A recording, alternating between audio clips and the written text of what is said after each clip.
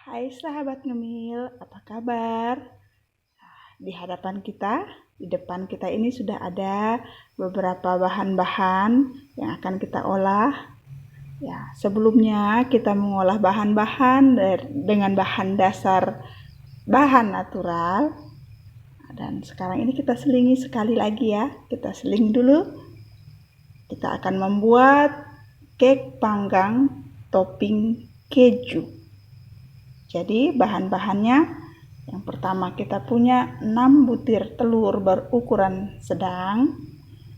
Kemudian ada 400 gram terigu protein sedang, ada 1 sendok teh baking powder, kemudian 180 ml kental manis atau kalau dengan ukuran gelas sampai di garis ya sahabat.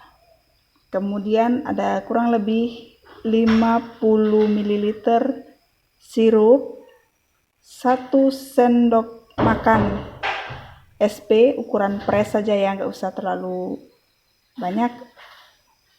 Kemudian ada 200 gram mentega yang sudah dilelehkan. Ini dilelehkan dengan cara ditim, bukan ditaruh langsung di atas wajan ya sahabat ya. Kemudian ada kurang lebih 180 gram gula pasir, atau kalau sahabat ngemil suka cemilan yang agak manis, jadi boleh ditambahkan sampai dengan 200 gram, atau kalau mau pakai ukuran gelas 1 gelas full. Kalau ini yang 180 gram ini setinggi ini ya. Kalau pakai ukuran gelas, jadi gula pasirnya, ukuran gula pasir sama dengan ukuran susu. Begitupun dengan terigu, kalau misalnya sahabat ngemil tidak ada timbangan di rumah, ini bisa diukur dengan takaran gelas juga, kurang lebih 3 gelas kaca seperti ini, 3 gelas belimbing ya. Kemudian kita punya keju. Kita nanti pakai hanya kurang lebih sekitar 30-40 gram saja, tidak dipakai semuanya karena ini hanya untuk topping, artinya untuk parut di atasnya saja. Oke, siap sahabat ngemil, sudah dicatat resepnya.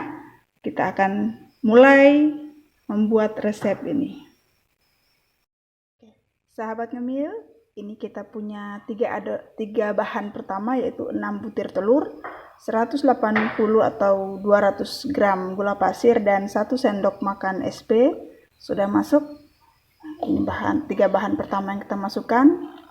Kita mix sampai agak mengembang. Kemudian akan kita masukkan susu dan sirup.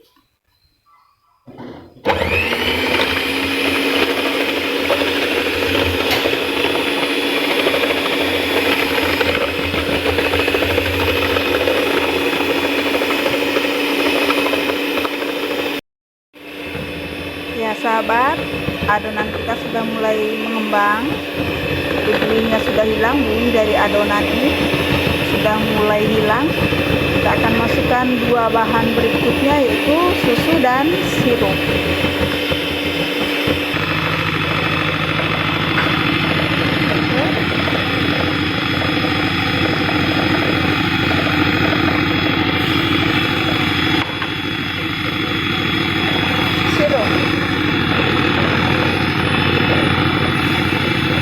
Mix terus sampai adonan menjadi semakin mengembang dan kokoh. Sahabat, adonan kita sudah mulai kokoh, jejaknya sudah mulai lama hilangnya, artinya adonan kita sudah siap untuk diberi terigu. Kita masukkan terigu sambil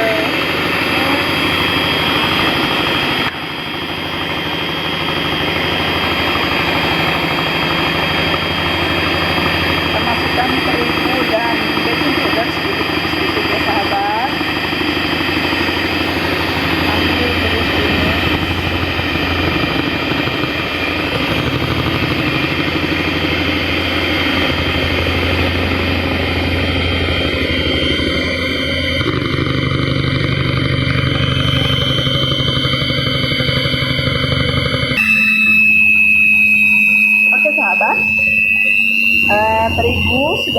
seluruhnya dan sudah tercampur rata. Bahan terakhir yang kita masukkan adalah lelehan mentega, mentega leleh ya. Oke, masukkan. Kita masukkan 200 gram mentega, tapi yang sudah dicairkan. Kita masukkan seluruhnya.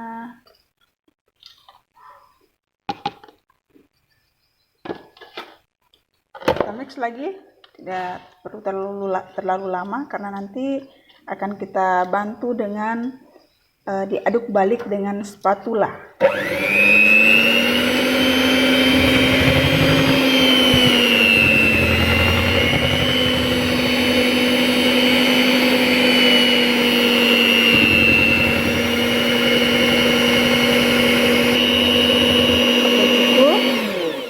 Matikan mixernya, kita bantu meratakan adonan dengan menggunakan bantuan spatula.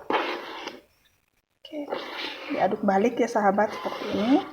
Aduk balik, jangan terlalu keras diputar-putar seperti itu, nanti adonan kita bisa turun. Oke, sahabat, adonan kita sudah jadi, sudah dibantu dengan spatula, tadi sudah diaduk balik, jadi seperti inilah adonan kita yang sudah jadi. Teksturnya itu seperti ini.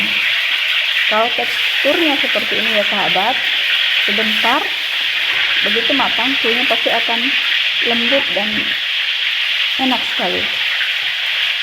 Di sini saya sudah siapkan loyang cetakan yang sudah dioles dengan mentega dan ditaburi dengan terigu.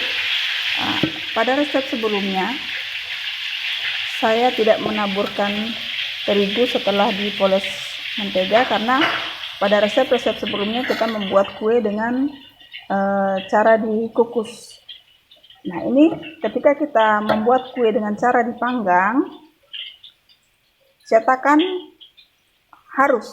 mesti dilabur atau ditaburi dengan terigu karena pada saat proses pemanggangan ini kue kita ini akan sangat menyusut kadar airnya, kuenya akan menjadi kering pinggirnya. Jadi kalau tidak dipoles dengan mentega dan ditabur dengan terigu, nanti kuenya akan sangat sulit dikeluarkan dari cetakan, apalagi dengan cetakan underpan seperti ini, nanti itu akan sangat sulit. Jadi sebaiknya poles mentega dan ditabur dengan terigu. Oke sahabat, kita masukkan kue ini. Oke, adonan kita sudah masuk seluruhnya ke cetakan dan oven saya sudah siap dengan suhu kurang lebih 180 derajat Celcius. Nah, saya akan masukkan adonan ini ke pemanggang atau ke oven selama 20 menit dan kemudian saya akan keluarkan untuk diberi topping parutan keju. Kita masukkan adonan kita ke oven. Jadi selama 20 menit tutup ovennya dengan suhu 180 derajat Celcius selama 20 menit yang nantinya kita akan keluarkan untuk sementara untuk diberi parutan topping keju. Oke sahabat, ini tampilan kue kita di menit yang ke-15, yang ke-20 ya. Di menit yang ke-20 saya keluarkan dulu sementara dari oven, akan diberi parutan keju dan kemudian akan di oven lagi kurang lebih 20-25 menit. Saya parutkan keju ya. Oke, kurang lebih seperti ini ya sahabat, sudah diberi parutan keju. Dan ini kebetulan resep kita memang toppingnya keju, tapi tidak harus keju ya, karena bisa saja keju diganti dengan kismis misalnya, atau seres atau kacang. Tapi kalau untuk topping lainnya sebaiknya ditabur langsung setelah adonan dimasukkan ke cetakan sebelum dipanggang. Ini saya beri waktu 20 menit untuk keju supaya jangan kejunya sampai gosong. Oke sahabat, kita masukkan kembali kue kita ke oven selama kurang lebih 20 sampai 25 menit. Oke, kita masukkan kembali ya sahabat. Tutup ovennya. Menunggu.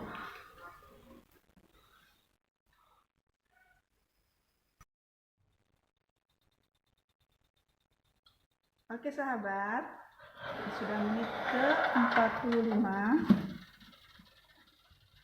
Kita periksa, kita cek kue kita. Seperti ini tampilannya. Kita cek dengan menggunakan lidi. Ya, sama metode tusuk seperti juga kue-kue yang dimasak dengan cara kukus ya. Sudah bersih ya sahabat, artinya kue kita sudah matang sampai ke dalam. Kita keluarkan dari oven. Jadi sahabat ngemil, seperti ini tampilan kue kita ketika sudah matang. Tipsnya sahabat, kalau kita menggunakan oven kecil, jadi suhunya lebih mudah dikontrol.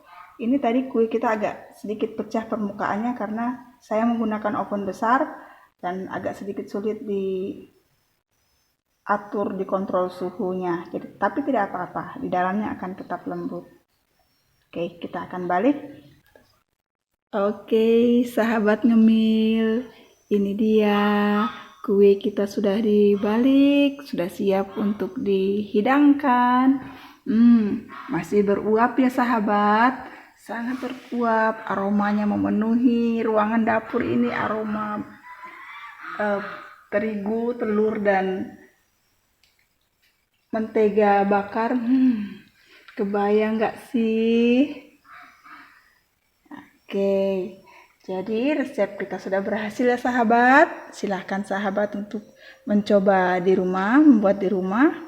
Jadi silahkan di copy resepnya, dicoba dibuat masing-masing di rumah.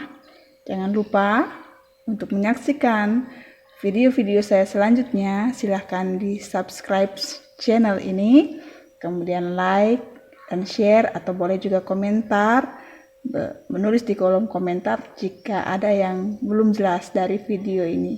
Terima kasih sudah menonton. Bye bye.